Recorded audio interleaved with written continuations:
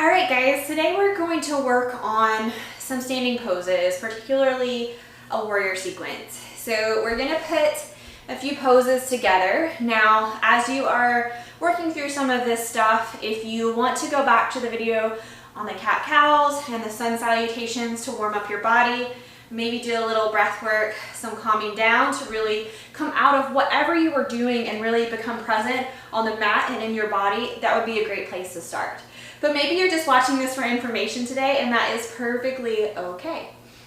So I'm going to walk you through some of these poses. These are some of the foundational poses that you'll see throughout classes.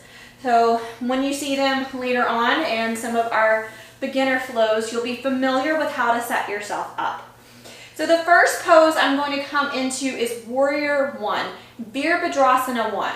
So Vira means warrior, or Virabhadra means warrior, asana means pose. So this is one of the foundational shapes. Now, just like we did in the standing forward folds, I have my heels underneath my sitting bones, and what I'm going to do is I'm going to step my left foot back.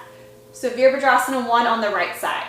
Now, if my hips automatically start to pull over to the left, what that tells me is that I need to widen my stance. So stepping left foot out to the left side of the mat, right foot over to the right. This should help your hips point towards the top short edge of your mat.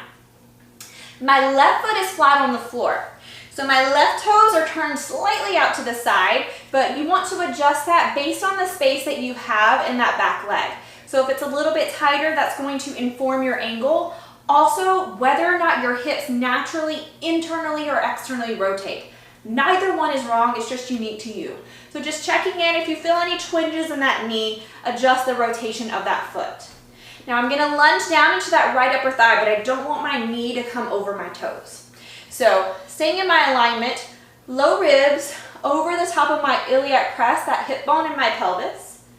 I'm going to pull my right hip crease back, so you can take your hands to your hips here, and then press that left hip bone forward.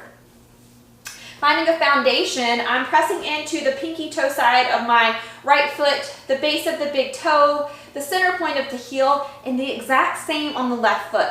So my foundation is sturdy on both sides. Once I feel good here, finding my breath, I'm gonna reach my arms up overhead. Now I don't want my rib cage to thrust forward, so I'm going to stop when I feel compression in my shoulders. This may be slightly in front of your ears, your bicep may be beside your ears, doesn't really matter, but if I keep pulling, it pushes my rib cage forward. So stay strong in your alignment here, relax the tops of your shoulders, soften your elbows, and then just find your breath. Take 5 to 10 breaths here, just really feeling the pose, feeling your foundation, feeling the shape. And then when you're ready, we'll move into Warrior 2. Now, Warrior 2 for some people is a simple opening up to the long side of your mat. Not for me. I'm gonna step my right foot forward. That left foot's gonna maintain that angle, and I'm gonna make sure my hips are pointing towards the left long edge of my mat for Virabhadrasana 2 on my right side. Reaching my arms out, a lot of people will start to naturally want to reach here, but I'm gonna encourage you to check in low ribs over hips, shoulders over hips, keeping it nice and square. Arms are equal, so left arm is not dropping down, right arm's not dropping down, we're not leaning back, we're not leaning forward, staying firm. So this is representing awareness of the past, reaching for the future, but being steady in the present. So a lot of symbolism here, a really strong pose. And then a lot of people ask about dropping their left knee in. So a really easy fix here is just to imagine, I'm going to turn around so you can see my right hip. Because imagine if you had blue jeans on, you put your right hand in that blue jean pocket and you tuck your glute up underneath you. What this is going to do is encourage that right inner thigh to rotate up so that you're spiraling through that thigh bone, externally rotating through that right upper thigh. We don't really want to press the right knee just open because we don't want to press or work or move with this joint. This is a hinge joint, so it doesn't move from side to side. So protecting that joint, moving through the muscle, that big thigh muscle there, and rotating through that thigh bone.